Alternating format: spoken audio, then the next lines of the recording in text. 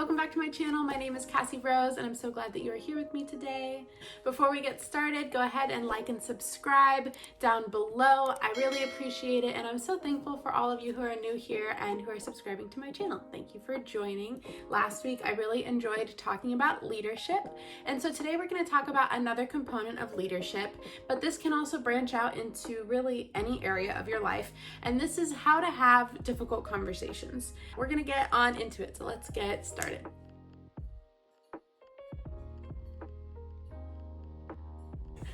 Okay, so let's talk about how to have difficult conversations. I think this is really important in leadership because there's always going to come a time as a leader where you have to tell people some difficult news and you don't want to destroy them. Hopefully you don't want to destroy them. If you do, that's a different conversation. But sometimes we just have things that we need to say, but if you don't have the right way to say it, then it can come across hurtful and mean, and you can really lose a lot of influence in those people's lives. And as we talked about in my last video, leadership is influence. If you haven't watched that yet, I'm gonna link it right here and you can go watch that video first. But leadership is influence, and so it's important for us to realize that every conversation that we have affects our influence. A way that I like to explain this is every conversation has credit. Every conversation has some sort of amount of credit with it. So let's pretend that it's dollars and cents. Let's say that your conversation, you're having a $5 conversation. That conversation could either take $5 out of your account with that person, or it can put $5 in. We have conversations where it's positive or negative in the relationship. And what we need to realize is that if you don't have enough positive credit with that person that you're speaking to, and you go in to make a withdrawal, if you go in to have a crucial conversation that's going to, cost you something in this relationship, you need to make sure that you have enough built up with them to be able to take out that amount of credit, that amount of money. So let's say that you have a friend that you've had for years and years and years now. You guys trust each other. You guys talk every single day. You've given her or him so much advice over the years. They've given you advice. You have this give and take. Odds are you have a positive balance with this person. You have a lot of change built up with them. So let's say that you're up in the thousands, and this person makes a choice that isn't beneficial for them and they need some sort of accountability. So you talk to them and you make, maybe this is $100 withdrawal from your friendship. You're having this conversation. You're already in the black so much. You already have so much built up with them that you can make that withdrawal and it's not going to have any sort of impact on your relationship. In fact, it's strengthening it because there's this give and take. But now imagine having that same conversation with a person that you met 3 weeks ago, who you're just building a relationship with. If you make $100 withdrawal from an account where you only have $10 deposited, you're going to be negative and you're not going to be able to make that back easily. There's going to be penalties. There's going to be fees. Let's just talk about banking for a second because it's real in relationships too. Let's think about this. How can we have these conversations with people so that we are not making these big withdrawals from accounts that we have no credit built up in? There are 3 components to having these conversations with people. When you need to speak the truth to someone, when you need to have a crucial conversation with someone, there are 3 key terms to remember, to keep in mind while you're having these conversations so that you can make the most out of the situation. These are the 3 key things: clarity, kindness, and connection. Number 1, let's think about clarity. When we're having a conversation with someone, it is so important to go into that conversation knowing what results you want to get out of it. We want to understand what the problem is. We want to understand exactly what instances we are referring to. We want to know examples so that we're not bringing accusations toward a person, but we're bringing situations to have a conversation about. Clarity is key when you're having any sort of conversation. And I think a lot of times you may go into a a confrontation with someone. Maybe someone's confronting you. And it's easy to get very defensive when that person isn't being clear. You don't know what they're referring to, how you can fix it. Clarity is so vital in any kind of conversation because it allows us to understand the other person better. You may not agree with them, but you can understand them. And understanding is how we get to an even playing field. You don't need to agree with everybody, but understanding where they're coming from and having that clarity between the two of you where there's no gray areas, that's really important. So if it's coming from you, before you're stepping into one of these conversations, before you speak to someone about something that's difficult, or maybe it's just important, maybe it's direction for a project, maybe it's, direction for a friendship, whatever that might be, you want to know going into the conversation what result you're looking for, what situation you're going to be talking about and referring to. Clarity is the number one step to having any sort of productive conversation because we want people to know where we're coming from. Now, the important part of clarity is that this really starts with you. And it's very easy for us to react quickly to situations and jump in and confront people. But that reaction, that immediate reaction is usually going to come out of a place of emotion. And there's nothing wrong with emotion. However, we can't communicate well in our emotions. We need to take a moment and calm down and really process what we're feeling, where it's coming from. Because if somebody says something to you offhand and it hurts you, you could get mad at that person and say, you always treat me like this, you always say things like that, and come at them with this anger and frustration. But really what hurt is that you were treated a certain way as a child, you were treated a certain way from past friendships, and this is bringing up a lot of pain that you haven't dealt with. Now if you speak to them out of reaction, out of emotion, without first taking account of your feelings and where they're coming from, that situation is going to have no clarity because you're not going to know where your feelings came from, and then you won't know how to fix the problem. So clarity starts with yourself. Clarity starts with taking some time alone when situations get tense, when you have to have these conversations, taking time alone, enough time where you can figure out what you're feeling, what you're thinking. The first step is to find clarity in those situations.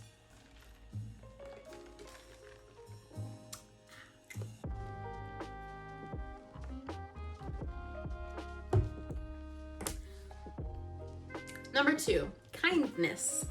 Kindness is important, and our world doesn't have enough of it. We are a terrible species. People are so mean, and we love them, but I hate them. I love them, and people are mean sometimes. And also people can be wonderful. So that's why number 2 is so important. Kindness. Whenever you're trying to speak your mind, every single time, all of the times, every single time that you want to speak your mind to people, remember this: be kind. Be kind to people. Just be kind to people. And for me, I'm gonna be honest, this is hard. I really don't care about people's feelings. And that, it's rough. I learned that quite a while ago. If you've ever taken the Myers-Briggs personality test, I am an ESTJ. And that stands for extrovert, sensing, thinking, judging. I think I mentioned this in one of my last videos. I'm a thinker and a judger. I say what I'm thinking and I judge people harshly. That's just a part of who I am. I also judge myself very harshly. So when I walk into situations, it takes intentional forethought to take into account that people have feelings and that they matter. That's crazy because there's some people that are feelers and perceivers. You feel things deeply and you perceive others' emotions very well. I had to teach myself how to perceive other people's emotions. I just like to say it how it is and people can just deal with the consequences. However, I realized that in leadership, that's just not beneficial to myself, to others, and it's not productive. So point 2 is to be kind. Whenever you want to speak the truth, before opening your mouth, evaluate if the words that you're saying will be kind. This is not in an attempt to sugarcoat anything. This is not in an attempt to spare people's feelings and make them feel better about themselves when they just need a reality check. That's not the point that I'm trying to make. However, if you walk into a situation without caring about how your words will affect the other person, you will never have lasting influence. You will never leave a lasting mark on the world if you don't care about the people that you're leading.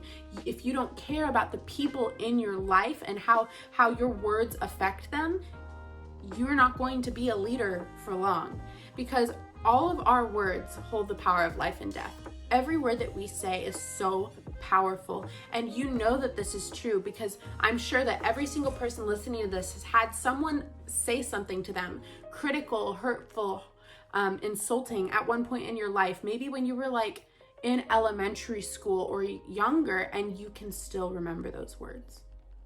You still remember the insults that people said to you. You still remember things that bullies said to you. Think about that for a moment. Think about the way that those memories can bring up all of these feelings so instantly. It's so easy.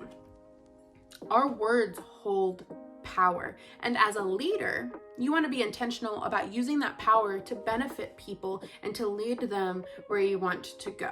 And as I mentioned last week, leaders are taking someone on a journey. And if you're not intentional about that, you're going to lead these people somewhere that you never wanted them to end up. Now, looking at our words, specifically, words create culture. So I'm going to talk about this in a leadership context for a moment, but this can count for families, friends, whatever. But in a leadership context, the leader creates the culture for the organization. And words are such a huge component of culture creation, because when we speak positive words, that creates a positive culture. If we speak encouragement, that creates a culture of encouragement. Now think about the antithesis of that. If we are speaking negativity, if we are speaking sarcasm constantly, if we are speaking insults and criticism, we are going to be building a culture of criticism. Every single word that you say builds culture. Now, what culture are you building with your words? That's why in conversations like this, it is important, it is vital that we speak kind words to people, that we speak words that encourage and lift people up.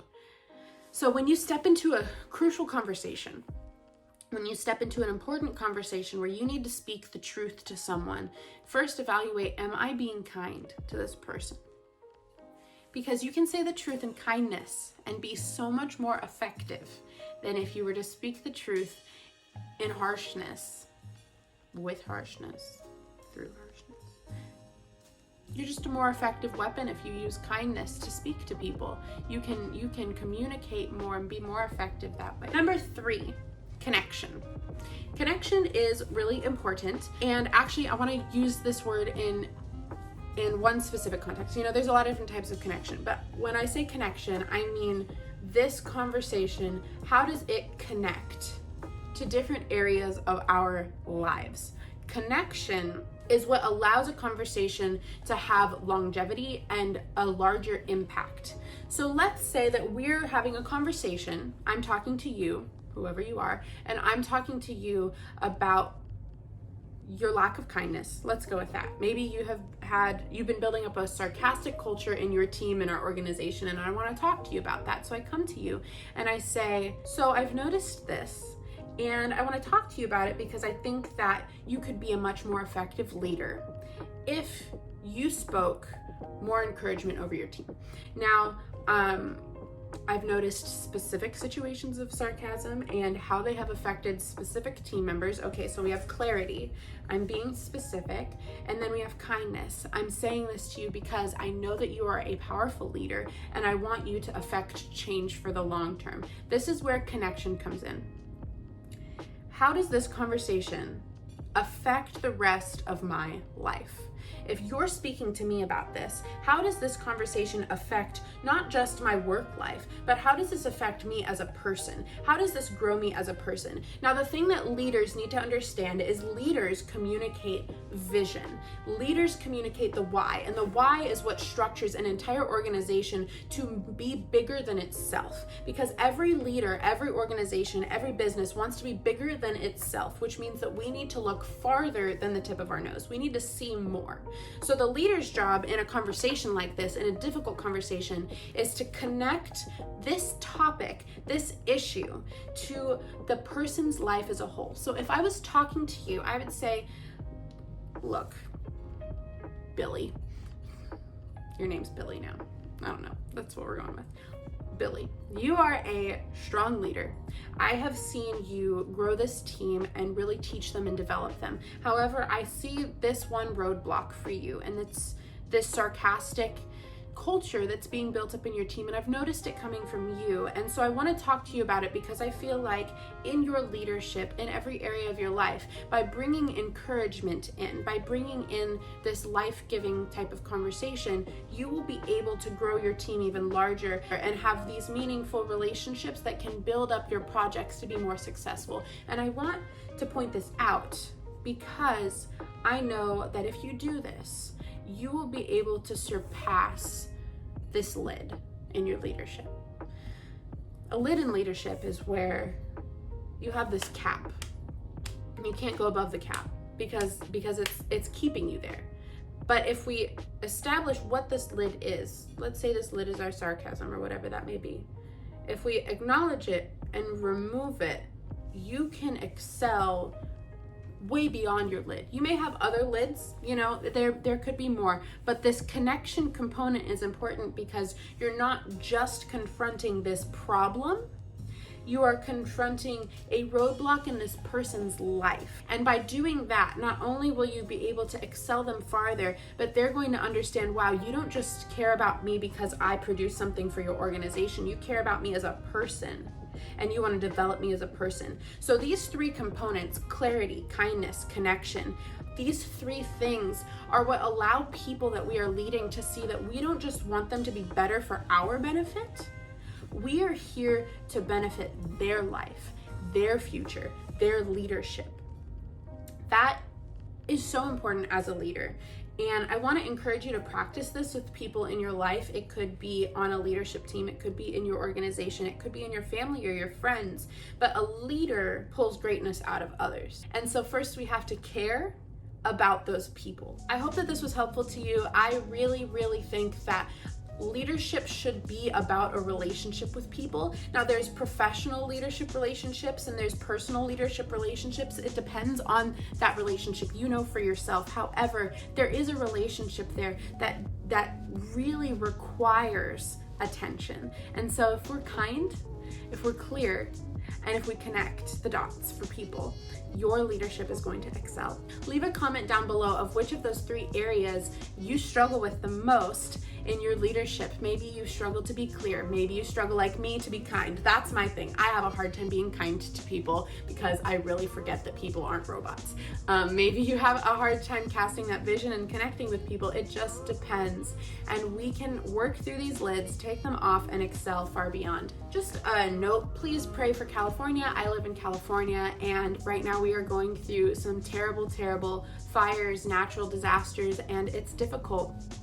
Thankfully, I don't live near a fire, too close to a fire, but everywhere is covered in smoke and it's very difficult for people to go outside, and there's a lot of cities evacuating. So pray for California and just stay safe.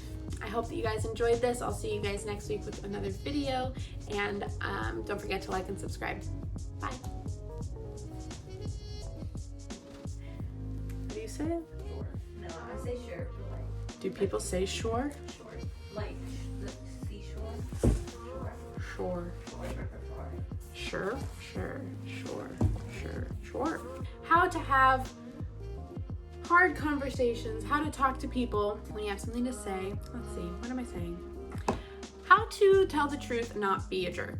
That could be the title of it. How to speak your mind and not be a douche. Am I not supposed to say that on camera? That's so funny. Oh, it wasn't about the word. But the word douche reminded me. Maybe I still shouldn't say the word douche. Yeah. Ah.